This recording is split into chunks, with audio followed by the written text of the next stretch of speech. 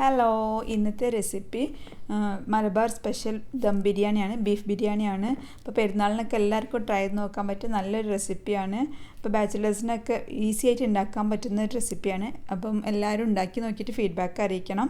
നമുക്കതെങ്ങനെ ഉണ്ടാക്കുന്ന നോക്കാം. അതിന് വേണ്ടിയിട്ട് ഞാൻ 1 കിലോ ബീഫ് എടുത്തിട്ടുണ്ട്. കുറച്ച് നെയ്യും പാടിയൊക്കെ ഉള്ള ഒരു ടൈപ്പ് ബീഫ് എടുക്കുക. അപ്പോഴാണ് നല്ലൊരു ടേസ്റ്റ് ബിരിയാണിക്ക് കിട്ടുക. അത് വെള്ളം വരാൻ വേണ്ടി ഞാൻ കൊട്ടയിൽ ആക്കി വെച്ചതാട്ടോ. അത് വെള്ളം വാർന്നതിന് ശേഷം നമുക്കതൊരു പ്രഷർ കുക്കറിലേക്ക് ഇട്ട് കൊടുക്കുക. അതിലേക്ക് 1 ടീസ്പൂൺ കുരുമുളക് പൊടി, ആവശ്യത്തിന് ഉപ്പ്, 1/4 ടീസ്പൂൺ മഞ്ഞൾപ്പൊടിയും കൂടി ഇട്ട് കൊടുക്കുക. ഇനി ഞാനത് ഇത്ര വലുപ്പമുള്ള 3 കഷ്ണം ഇഞ്ചി എടുത്തിട്ടുണ്ട്. ഇത് മുഴുവനായിട്ട് ഇതിൽ ഇപ്പോൾ ചേർക്കുന്നില്ല, 1 ടീസ്പൂൺ മാത്രം ഇതിലേക്ക് ചേർത്ത് കൊടുക്കുക. ഇഞ്ചിയും വെളുത്തുള്ളിയും ഓരോ ടീസ്പൂൺ വീതം, പിന്നെ കുറച്ച് മല്ലിയിലയും കുറച്ച് പുതിനയിലയും കൂടി ചേർത്തിട്ട് നന്നായിട്ട് കൈകൊണ്ട് കുഴച്ചിട്ട് കുറച്ച് സമയം റെസ്റ്റ് ചെയ്യാൻ വെക്കുക. സമയം ഇല്ലെങ്കിൽ വെക്കേണ്ട പ്രശ്നമൊന്നുമില്ല, ഉണ്ടെങ്കിൽ കുറച്ച് സമയം വെക്കുക. എന്നിട്ട് ഒരു അരമണിക്കൂർ മീഡിയം ഫ്ലെയിമിലിട്ടിട്ട് വേവിക്കുക. നന്നായിട്ട് വേവണ ഇറച്ചി, അപ്പോഴേ നല്ലൊരു ടേസ്റ്റ് കിട്ടുള്ളൂ. ഇനി നമുക്ക് അതവിടെ വേവുന്ന സമയം കൊണ്ട് മസാല റെഡിയാക്കാം. അതിന് വേണ്ടിയിട്ട് ഒരു നോൺ സ്റ്റിക്ക് പോട്ട് അടുപ്പത്ത് വെക്കുക. അത് ചൂടായി കഴിഞ്ഞാൽ അതിലേക്ക് 2 ടേബിൾ സ്പൂൺ ഓയിൽ ഒഴിക്കുക. ഓയിൽ ചൂടായി കഴിഞ്ഞാൽ ഇഞ്ചിയും വെളുത്തുള്ളിയും ചതച്ചത് 2 ടേബിൾ സ്പൂൺ വീതം, പിന്നെ സവാള ചെറുതാക്കി മുറിച്ചത് 4 ചേർത്ത് കൊടുക്കുക. പച്ചമുളക് ഓരോരുത്തരുടെ എരിവിനനുസരിച്ച് ചെറിയ മാറ്റം ഉണ്ടാവും. ഞാൻ 1 ടേബിൾ സ്പൂണാണ് ചേർത്ത് കൊടുക്കുന്നത്. 3 ടേബിൾ സ്പൂൺ വരെ ചേർത്ത് കൊടുക്കാം.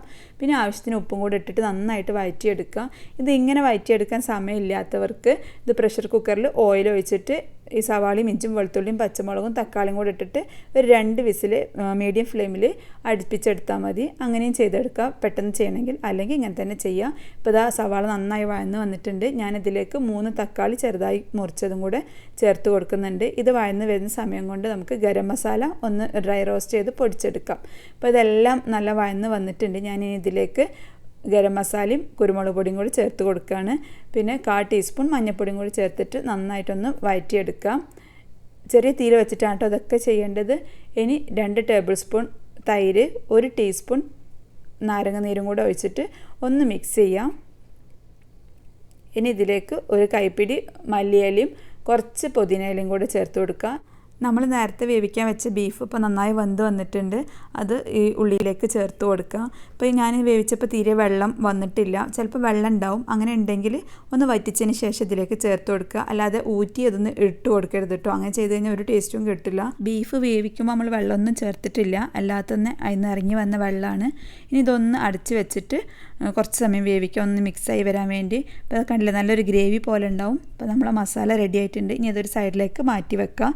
നമുക്ക് ചോറുണ്ടാക്കാൻ തുടങ്ങാം. അതിന് വേണ്ടി ഞാൻ റോസ് ബ്രാൻഡിൻ്റെ ജീരകശാല അരിയാണ് എടുത്തത്. 4 കപ്പ് എടുത്തിട്ടുണ്ട്. ഇത് നന്നായിട്ട് കഴുകിയിട്ട് ഒരു കൊട്ടയിൽ വെള്ളം വാലാൻ വേണ്ടി വെക്കുക. ഇത് കുതിർത്ത് വെക്കേണ്ട ആവശ്യമില്ല കേട്ടോ, ബസ്മതി പോലെ.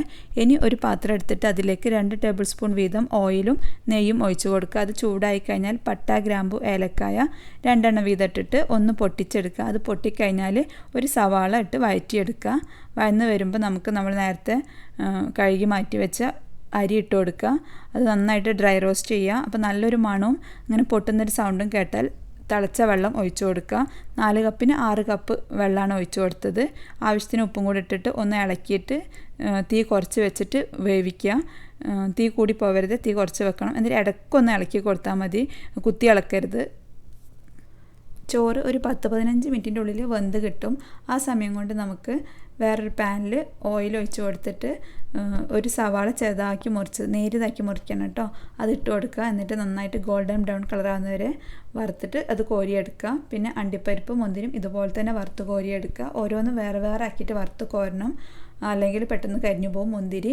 ഇത് നമുക്ക് ദം ഇടുന്നതിൻ്റെ ഇടയിലും പിന്നെ നമ്മൾ ലാസ്റ്റ് സെർവ് ചെയ്യുന്നതിൻ്റെ മുകളിലും ഇട്ട് കൊടുക്കാനുള്ളതാണ്. അപ്പോൾ ഇനി നമുക്ക് ദം ഇടൽ തുടങ്ങാം. അതിന് വേണ്ടിയിട്ട് നമ്മൾ നേരത്തെ റെഡിയാക്കി വെച്ച മസാലേൻ്റെ മുകളിലേക്ക് കുറച്ച് ഇപ്പം വറുത്തെടുത്ത് ഉള്ളി ഇട്ട് കൊടുക്കാം. ഇനി അതിൻ്റെ മുകളിലേക്ക് നമ്മൾ ഇപ്പം വേവിച്ച് വെച്ച ചോറ് ഇട്ട് കൊടുക്കുക. ചോറൊക്കെ കണ്ടോ നല്ല പെർഫെക്റ്റ് ആയിട്ട് വന്നിട്ടുണ്ട്. അതിൻ്റെ മുകളിലേക്ക് കുറച്ച് മല്ലിച്ചപ്പ്, പുതിന, ഫ്രൈ ചെയ്ത് വെച്ച ഉള്ളി, പിന്നെ കുറച്ച് നാരങ്ങ നീര് ഒറ്റിച്ച് കൊടുക്കുക. പിന്നെ ഗരം മസാല, കുറച്ച് നല്ല നെയ്യ്, പശു നെയ്യ് ഇട്ട് കൊടുക്കുക. പിന്നെ നമ്മൾ നേരത്തെ ചോറ് ഇതേ പ്രൊസീജിയർ തന്നെ വീണ്ടും തുടരുക. ആദ്യം ചോറിട്ട് കൊടുക്കുക, ഗരം മസാല, നല്ല നെയ്യ്, മല്ലിച്ചപ്പ്, പുതിന ഇങ്ങനെ തന്നെ ഇട്ട് കൊടുക്കുക.